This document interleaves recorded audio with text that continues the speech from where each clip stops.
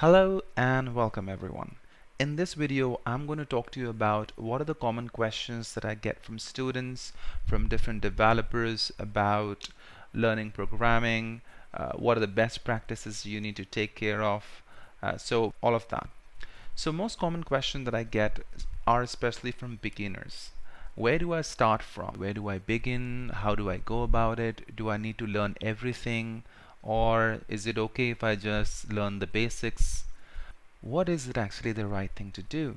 So let me answer some of the questions based on my experiences. Now, let's take an example of if you are a beginner. So let me address if you are a beginner. Let's say that you've never done coding before and this is something you want to take as a challenge. Maybe you want to build your career in this. So let's say, where do you begin with? And the first thing is that you need to choose what is it that you're interested in. Now, my answers will depend on what your requirements are, what you really need. But if I had to tell you, if you're looking forward for a basic web development, then I would say to you that before even you start programming, and a lot of people say that you can learn HTML, CSS, before even you begin that, you should understand computer science. What is it actually? What goes behind the scenes?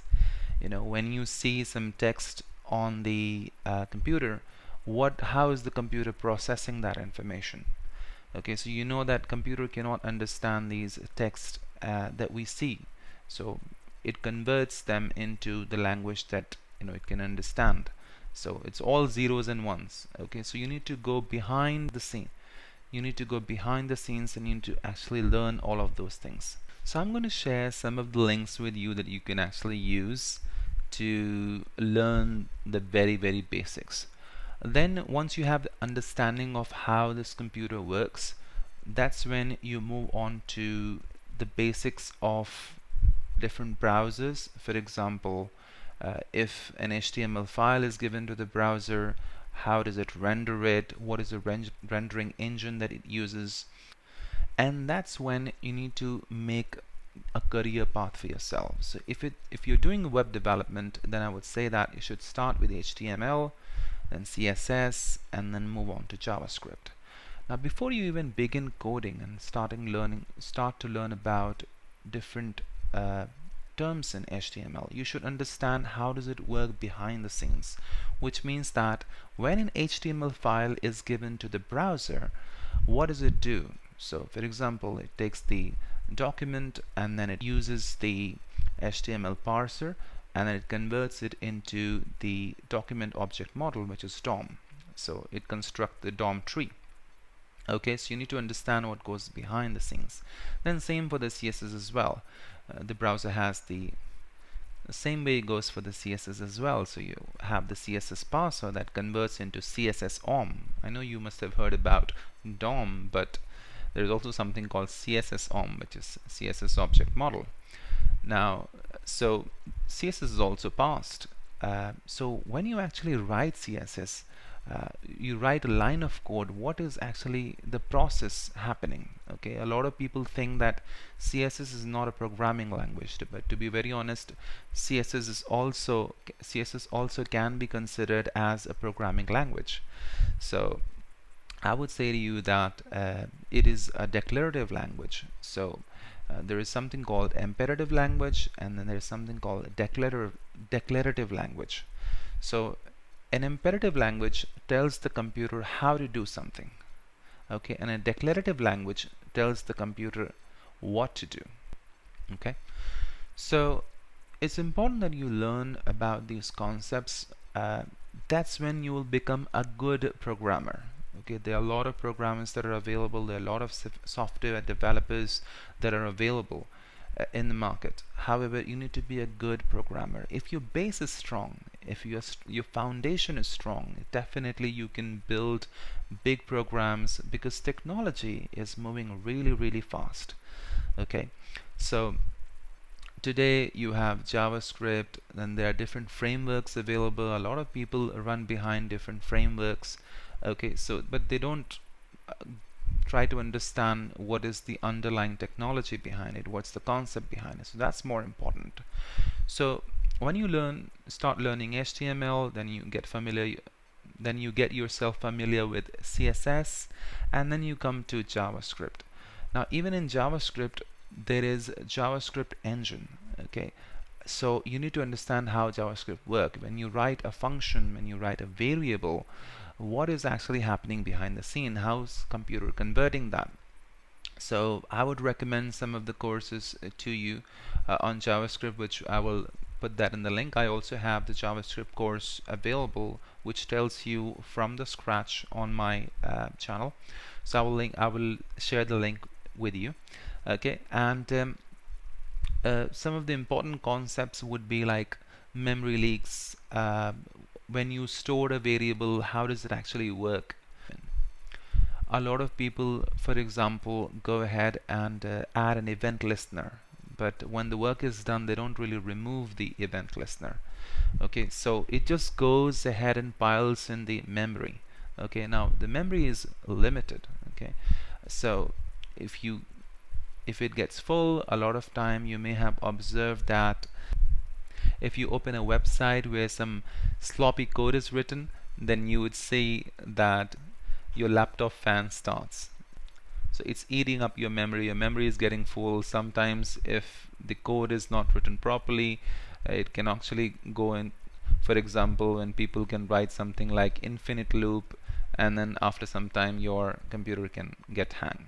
So that is why it is important to understand the concepts before even you start learning frameworks or libraries. Like before even you start learning jQuery, which is a library of JavaScript, you should understand the concepts, the main concepts of JavaScript, which means code everything in JavaScript, in native JavaScript. So when you do that, when you get comfortable with the native JavaScript, or when you get comfortable with the basics of CSS, that's when you can start moving on to different frameworks or libraries. For example, once you are familiar with CSS, you can then move to Sass, and once you're familiar and you've got your basic foundation clear for JavaScript, then you can move on to the libraries like jQuery, or you can go for React. And once you know React, try to build something in React itself. Do not use frameworks like, for example, I would say to you, Next.js or Gatsby or Razzle. These are the frameworks available for React. So before even you start learning these frameworks, try to understand, try to build everything from scratch. So when you do that, you would actually understand what is going behind the scene. What is React doing? So when you write React, it's actually using the React.create element, and it's creating the elements in JavaScript. So I have a series available for React as well, where I've explained to you how to actually write React without even using any libraries or anything in pure native JavaScript. Okay, so you can check that out, right? And then another question I get from people is that do I learn how much do I need to learn before I get a job, right? Now it's a very difficult question to answer as to how much you need to learn before you get a job. Now it really depends on what job you're looking for. Okay, for example, it's a very subjective question. So for example, if you're looking for a WordPress developer, okay, so then you need to know your basics, your HTML, your CSS, your JavaScript. You need to know your PHP. Then you need to know your WordPress, probably build some of the plugins, build some of the WordPress themes from scratch. Also take a look at the WordPress core, because a lot of people don't really dig into the core. They don't try to understand what is going behind the scenes. The reason why it's important to understand WordPress core is because a lot of information is not available on the web. Okay, like on WordPress.org, not all information will be available. So if you go ahead and start exploring the WordPress core, you will actually find your answers. Okay, so that's what you need to do. So start building plugins, themes. Once you have basic knowledge of HTML, CSS, and PHP, If you learn core, then you can also contribute in core. Contributing doesn't mean that you have to be a pro. You can actually contribute if you want to. Okay. Alright then, so those were some of the basic tips I shared with you. If you like me to do more of videos like these, I would request you to share with me with comments as to what is it that you like me to talk about. If there's any specific tutorial series that you want me to do, if you need help with, you can definitely share with me and I will make that for you when the time permits. Okay, so if you did like my video, please give a thumbs up and I will see you in the next video.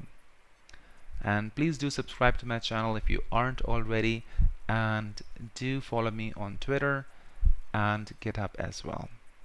Thank you very much. Bye bye.